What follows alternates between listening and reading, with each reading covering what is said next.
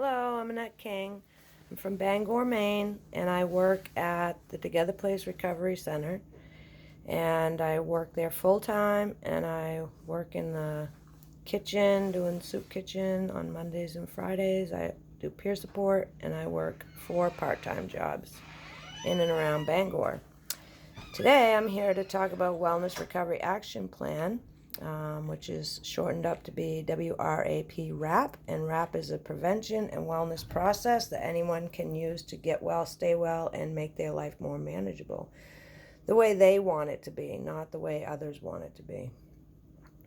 So through a series of tools and action plans called WRAP, this helps decrease unwanted or troubling feelings and behaviors, increase the personal choices we make about the lives we live, and it improves our quality of life. It helps us achieve our goals and our dreams. So wellness is having a purpose in life.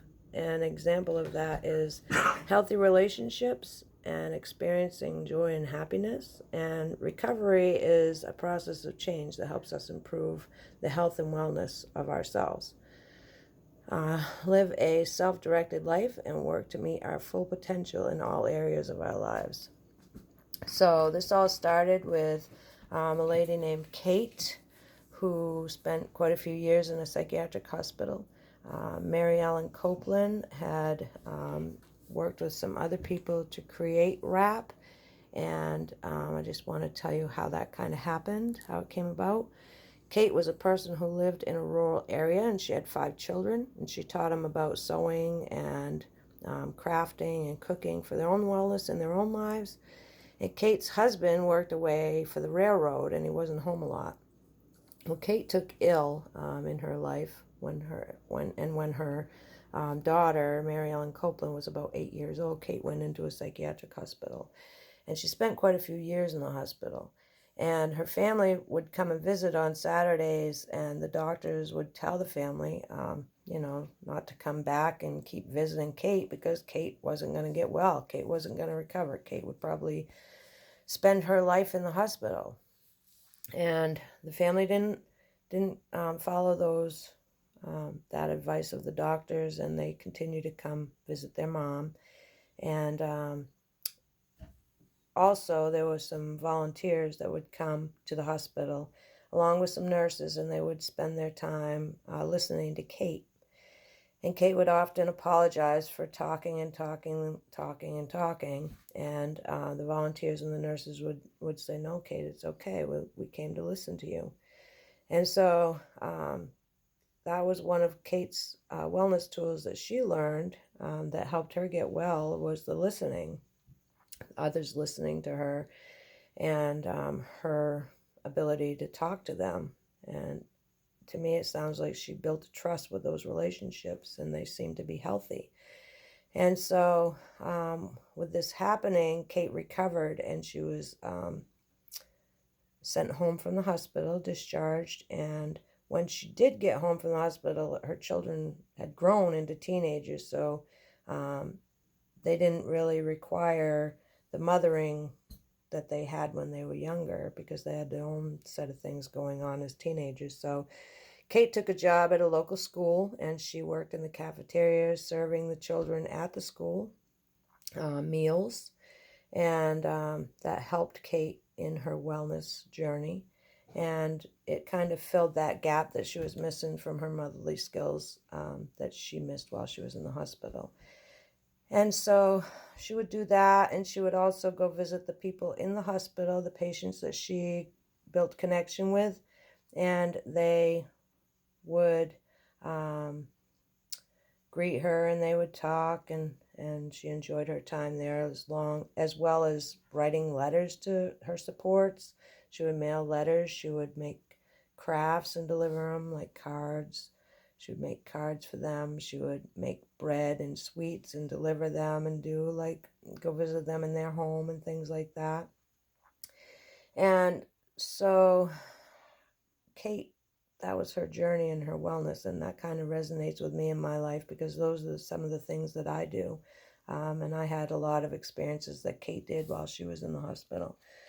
So Kate had so many supporters at the at the near end part of her life that she was sent to a different kind of hospital. And this hospital was not a psychiatric hospital. It was more of a care facility where her dad actually was being taken care of as well.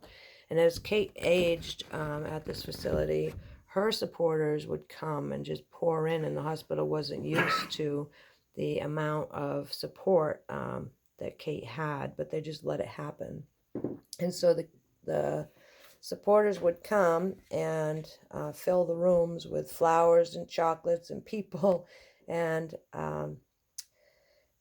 it was a lot. And so the hospital staff or the facility staff would take the flowers and chocolates and distribute them through other patients, because there was just so many gifts that it would just not fit in Kate's room. Isn't that great to have that many supporters? I would be so blessed. And so when Kate passed away, the family had two services. One was for family and one was for the friends and supporters, because there were just so many people involved. It's an evidence-based program.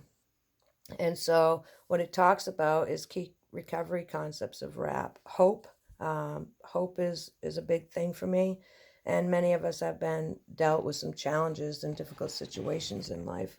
Hope's developing a purpose that involves finding and holding on to some type of something that you can be sure of that may bring you some type of hope or joy. I like to think of hope as something that was like a long-lost friend, because I didn't always have hope. And some people come to me and they tell me they don't have any hope. And so I choose to tell them that I would be willing to hold their hope for them until they have a time in their life when they can come and get it from me. And then I have more hope than I could possibly use.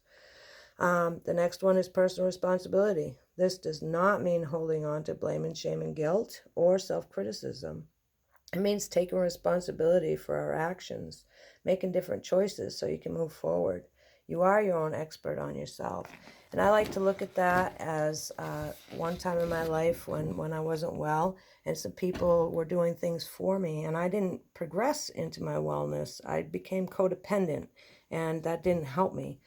So I like to take personal responsibility and do it myself, even though it's not going to be a lot of easy things. It's going to be trying and difficult and challenging, but I've learned to like a challenge. So the next one is education. And it's not so much a reading in a textbook. It's about learning and about ourselves, our self-discovery, to find out who we really are and learn how to be accepting of ourselves, that we can move forward, and to learn change and how we want to shape our future.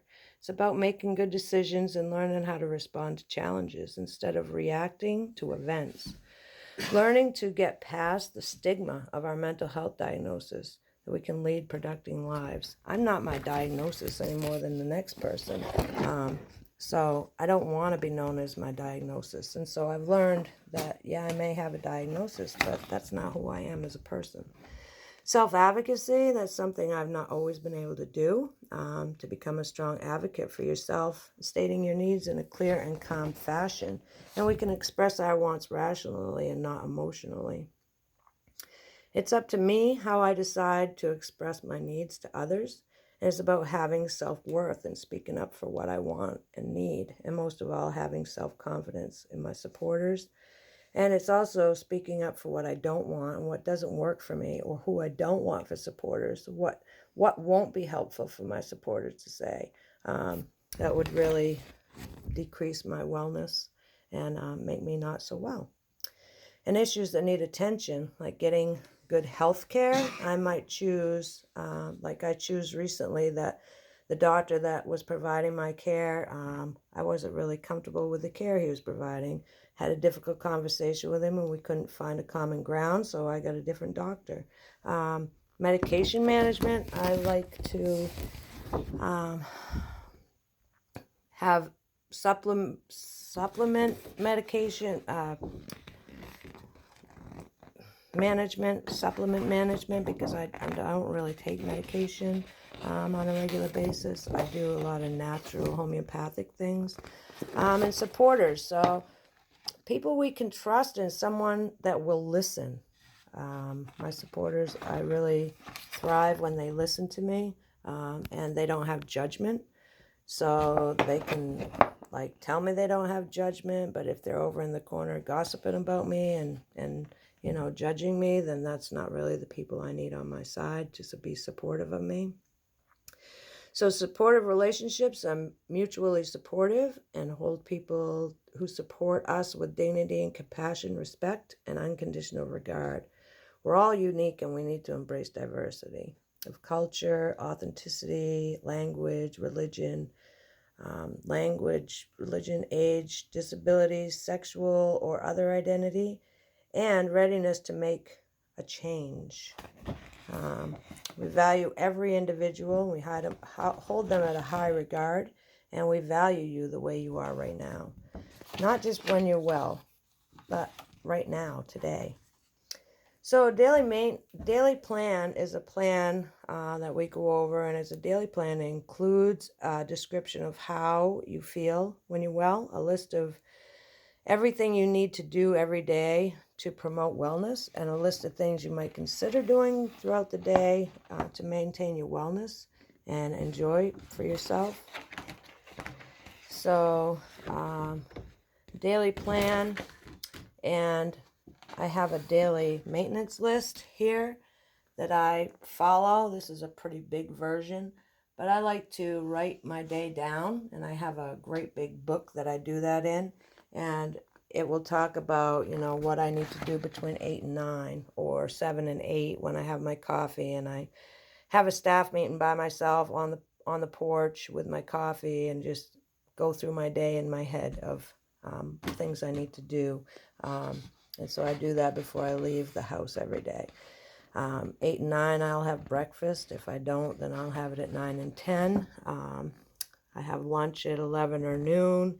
I usually have chiropractor between 1 and 2, 1 day a week, and yoga usually 1 day a week as well. I'm usually home by 4 o'clock in the afternoon. And so I am developing a wellness toolbox.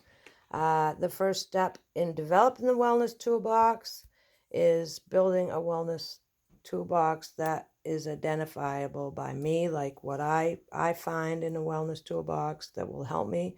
And it's a list I can have in my head that will help me stay well. You can have examples, can be things in your head like the color blue or turquoise. That is a cooling, calming color for me. I can remember that. Or things in a toolbox that are tools that help me stay well. Like if me and my husband get in a heated argument, I have little red noses. We don't get in them very often, but nothing like a little red nose that will clip onto my nose and onto his nose.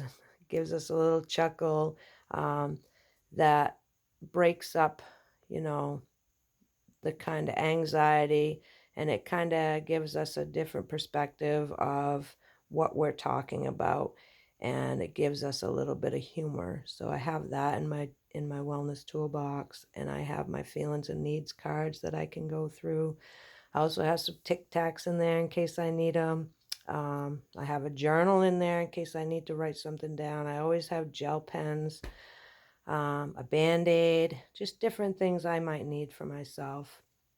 You can do prayers, exercises, different things that you choose for yourself to stay well. My things might not help you stay well, but I know planting plants, transplanting plants, playing in the dirt, all those things help me stay well. Having a game of marbles with some people that I trust, that's always brings up my spirits. So it's all your personal list of your list that you can change as you grow. You can always change it. It's forever changing. So the recovery topics that we do touch on in RAP is building self-esteem. So building your self-esteem, who can't use gaining some more self-esteem? I know I can. And changing negative thoughts to positive ones, and peer support, and work-related issues, like you might have a difficult conversations that need to be had, trauma recovery, suicide prevention. Maybe you could talk to a peer that has lived experience or call a phone number that has suicide prevention. Additional issues are living space. Do I have to change something, paint something, or donate some items because my table is too full of items? Lifestyle. Should I get more sleep? Should I go out in the community more? Get enough light? Is my nutrition up to standards of my own? Is my diet and exercise enough? Do I need to journal more? Motivation. What is my passion? Am I spending any of my time working on those things that motivate me? So recovery topics are stressors that are events, circumstances, or situations that may be uncomfortable feelings or behaviors, and what things might make you feel unwell or throw you off track that may happen. What actions will I take, and what wellness tools will I use to respond when stresses come up in my life? What can I do to limit my exposure to stressors, trauma, authority, a color red? If a color red triggers me or stresses me out, what am I going to do for a plan to get through that? So the early warning signs are changes in the way I think, act, or feel, and before things get worse. Questions I might ask myself: what are my early warning signs? What are actions will I take? And what tools will I use? What additional actions or tools may I use? Sleeping all day, I might not shower, listening or learning not to react. Early warning signs are when things are breaking down or getting much worse, may come into response to triggers, or they may come out of the blue, and they might include forgetfulness, lack of motivation, avoiding doing things on our daily maintenance list, avoiding others or isolation, increased anxiety, spending money impulsively, not answering the phone, lashing out with anger. I hate it when that happens. There's a Snicker bar in my toolbox for that. My action plan to keep my symptoms from worsening: I like to take a step back and I'll ask for support, have a snack or some water. Peer counseling, at least once daily, until early warning signs diminish. Post my daily maintenance plan in 3 visual spots for my easy view and ask supporters to help around the house for the day. And when things are breaking down or getting much worse, even when I'm making my best effort to stay well, things can get a lot worse. It could be a setback, relapse, or a breakdown. What are your early warning signs? What action plans will you take? What wellness tools will you use? And what additional actions or tools may you also use? So then we have crisis planning. And despite our best efforts, sometimes we go into crisis by having a crisis plan that we can let our supporters know what we're doing during our crisis plans and what not to do. So you can also list what treatments you want and don't want. That's important. And what you don't want to support you, and who you don't want to support you, and what you don't want them to say. That's always helpful. And having a plan saves time and frustration. This way your needs can be met. And this is what I like when I'm well. When things are breaking down or getting much worse, even when you're making your best effort to stay well, things can get a lot worse. And it could be a setback or relapse. What are your early warning signs? What actions will you take? And what wellness tools will you use? So after a crisis, it takes time to get back to normal. And topics we use are: what do I look like when I'm out of crisis and ready to use a post-crisis plan? And what are the choices I've made or things I did that contributed to this crisis, if any? So I got to let my supporters also know when I'm no longer in need of their support. I'm doing things for myself. And then I can ask myself some questions like, what did I learn in this crisis, and what do I need to change, if anything? But the plan's continuously changing, and I can continue to make the changes while being mindful of needing to notarize the plan each time I make a change to keep it a legal document, and it'll speak for me in the hospital. So thank you for your time, and I hope you have a wonderful day. Thank you.